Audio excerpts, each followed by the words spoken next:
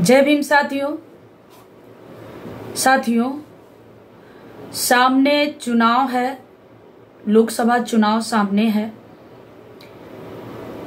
अभी तक चुनाव 2014 से लेकर के बीजेपी की बात करें तो 2014 में ये बात सामने हम लोगों के सामने, आप सभी लोगों के सामने रखा गया था। युवाओं को नौकरी के लेकर के एक प्रधानमंत्री का एक बयान था, आप देखे होंगे कि हवाई चप्पल पहनने वाले को हवाई जहाज से सफर कराने की बात कही गई थी। फिर सामने चुनाव है।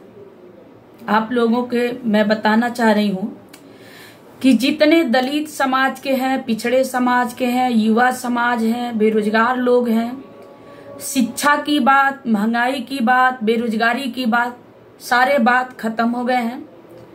सिर्फ जिधर देखिए प्राण प्रतिष्ठा की बात, रामलला की बात। आप सभी लोगों से सवाल है कि रामलला की बात करने वाले या रामलला की बात जो लोग कर रहे हैं, हमें रामलला से नफरत नहीं है, लेकिन सवाल है कि जितना जोर शोर लगा करके प्राण प्रतिष्ठा पे जितनी पैसे खर्च किए गए, क्या दलितों के वोट लेने के लिए, पिछड़ों का वोट लेने के लिए, पिछड़ा दलित समाज के युवाओं के नौकरी पे बात की गई? उनके समाज, पिछड़े दलित समाज के शोषितों के लिए उनके बच्चों के शिक्षा पे बात किया गया? या फिर उनके भविष्य को लेकर के कोई योजना बनाई गई? आप देख रहे होंगे कि जो भी योजनाएं हैं, जो भी दलितों के लिए, खास करके दलितों के लिए जो योजनाएं हैं, वो सिर्फ कागज में है। मैं एक बार आपको फिर याद दिला रही हूं, 15 लाख खाते में जुमला निकला, 2 करोड़ नौकरी युवाओं को हर साल जुमला निकला।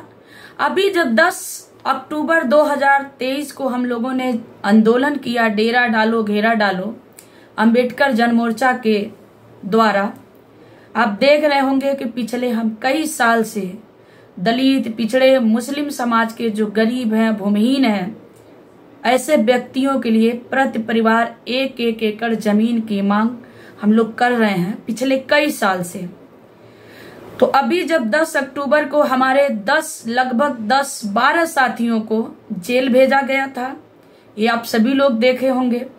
2 महीने तक जेल में नहीं गई, लेकिन जिस तरह से प्रताड़ना मुझे की गई, मेरे ऊपर भी FIR किया गया, मेरे भाई को गिरफ्तार किया गया, मेरे रिश्तेदारों को गिरफ्तार किया गया। समाज के लिए, समाज की आवाज उठाने पे, समाज के लिए उस व्यक्ति की आवाज उठाने पे जिस व्यक्ति के नाम लेकर के, दलितों के नाम लेके, शोषितों के नाम लेके, वंचितों के नाम लेकर के, गरीबों के नाम लेकर के ये तानाशाह लोग जो राजनीति करते हैं, ये तानाशाह लोग वोट लेते हैं, उन लोगों के लिए जब सवाल उन लोगों के अधिकार को लेकर के अंबेडकर जन मोर्चा सड़कों पे कई सालों से संघर्ष कर रहा है, तो अंबेडकर जन मोर्चा के आंदोलनकारियों को जेल भेजा गया। माननीय सरोज कुमार निराला जी को तो कई बार प्रताड़ित, जब से वो आंदोलन कर रहे हैं तब से उनको प्रताड़ित किया गया। 17 दिसंबर 2022 को जब आंदोलन किया गया तो उनके घर को लगभग 20 दिन तक सीज कर दिया गया था। जब मैं एक पीड़ित बच्ची के लिए मैं आवाज उठाई, एक पीड़ित बच्ची के लिए न्याय मांग रही थी गोरखपुर काली मंदिर, हमारे घर पे छापा मारा गया।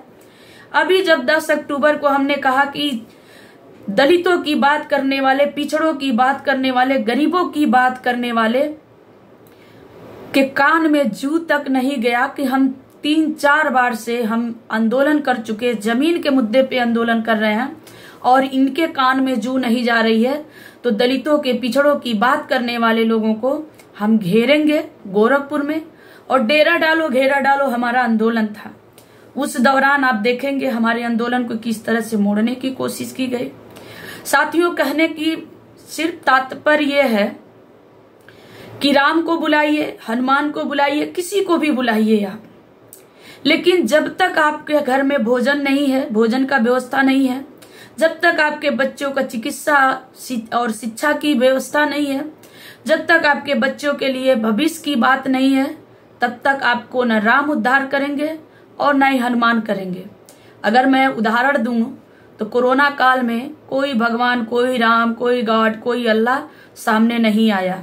ये आप जान रहे होंगे कि लाश किस तरह से डेड बॉडी सड़ती रही, चील, कौआ, जो भी जानवर तक भी नहीं छोड़े, डेड बॉडी को नोच नोच करके खाए। किस तरह से शमशान घाट में किस तरह से लाइन लगा था डेड बॉडी की शव जलाने के लिए। तो ये आप लोगों से छूता नहीं है, ये आप लोगों से ऐसा नहीं है कि आप जानते नहीं है।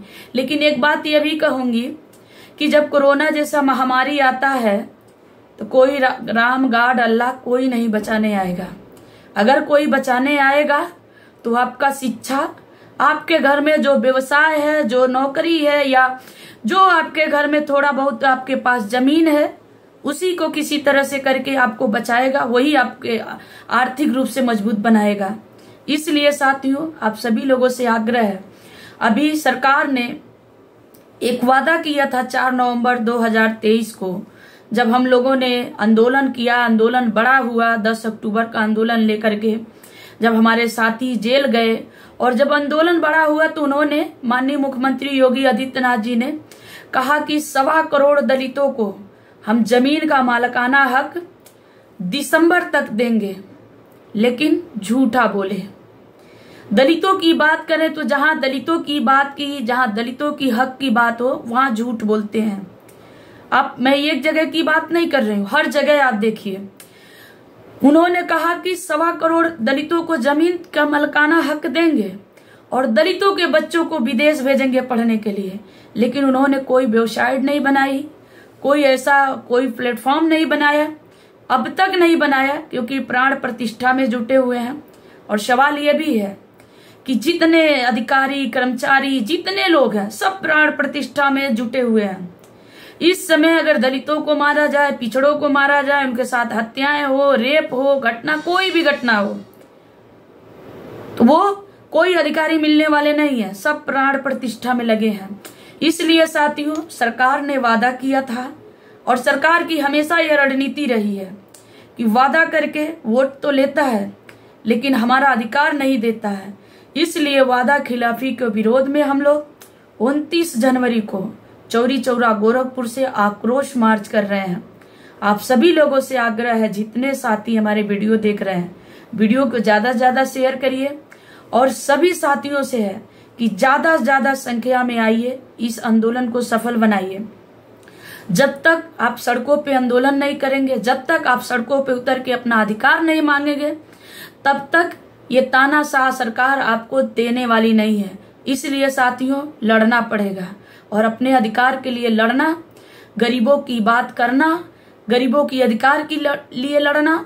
अगर बगावत है तो सीमा गौतम बागी है, आप भी बागी बनिए, तभी बचेगा आपका अपना मान सम्मान, अपना अधिकार तभी मिलेगा। अन्यथा अच्छे बने से सिर्फ राम प्रभु ही मिलेंगे और हाथ में कटोरा रहेगा। आप देख रहे हैं जैसा कि आगे इससे भी बदतर होने वाला है। इसलिए हमारे साथ लड़िए। इन्हीं सब बातों के साथ पुनः एक बार जय भीम, नमो बुद्धाय। 29 जनवरी को साथियों भारी से भारी संख्या में आकर हमारे इस आंदोलन को सफल बनाइए।